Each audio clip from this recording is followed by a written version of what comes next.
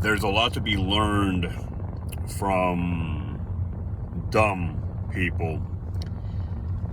And you got to take that word with a grain of salt, by the way. And I'll explain in a minute. Or I'll explain right now, actually. Sorry. This whole concept of intelligence, or what we call intelligence, it's all relative. And it's all situational. It all depends on where you happen to find yourself, your environment, and the timing. Of course, in addition to the situations that unravel or are unraveling in front of you, around you, dumb people, again, quote unquote, they are very good at not complicating their lives. Whether they mean to or not, they're very good at it. Or you might say they're very bad at complicating their lives. Whatever floats your boat. And like I said, intelligence is highly relative. How dumb is somebody really then, if this applies to them, right? I mean, the notion of intelligence, in my opinion, and I've always had an inkling of this, is something that elitists kind of throw around for their own benefit, because what is really intelligent about retaining a lot of information? You have to wonder. It's a complex subject, but really it's not. Let me try to keep it simple.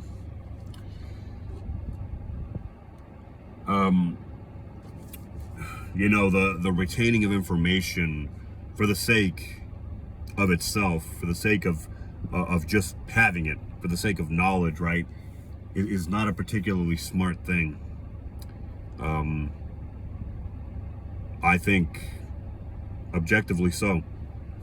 There's nothing smart about knowing a lot of facts just to know them, if they don't apply to anything. Intelligence has various. Well, it's got two components. Let's keep it simple. It's got the knowledge itself, and then it's got the application of the knowledge. So if you have a lot of knowledge and nowhere to apply it, or it's just knowledge that doesn't really apply to much of anything,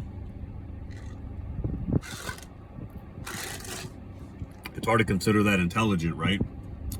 And at the same time, if you have no knowledge at all, I mean, you have to have it. You have to have some, right? Then, you got to have both components. They're both important. I don't think either one is more important than the other. You need both.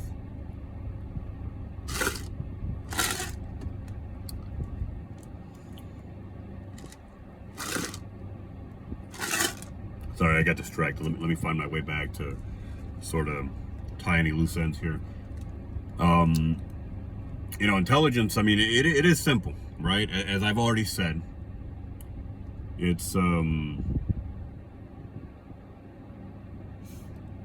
I've already said it. No, what I had wanted to say, actually, that I forgot to say, was, it was something that I wrote down not too long ago on a piece of paper.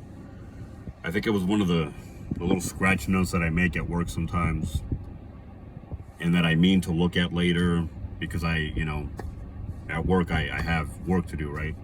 And I never get around to it. I write it down, and then at some point I throw it away because, it's just garbage. It's not garbage, but you know what I mean? I don't want to have a lot of clutter that doesn't serve a purpose. What I wrote down was, Give me a sec. It was knowledge resides within the mind, or it might have been the brain. I think no, it was the mind. Let's not bring the brain into this. The brain is really nothing more than a physical organ, in my opinion, but maybe it's more than that.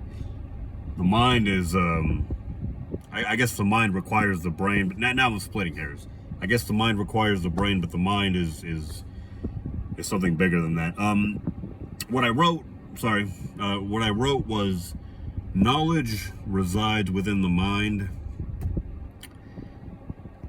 and wisdom resides outside of it. Intelligence lies at the intersection of both. And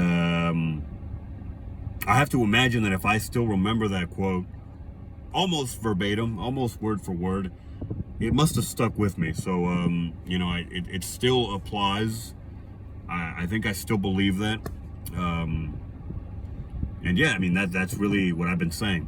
Intelligence is, it goes beyond knowledge. It goes beyond facts.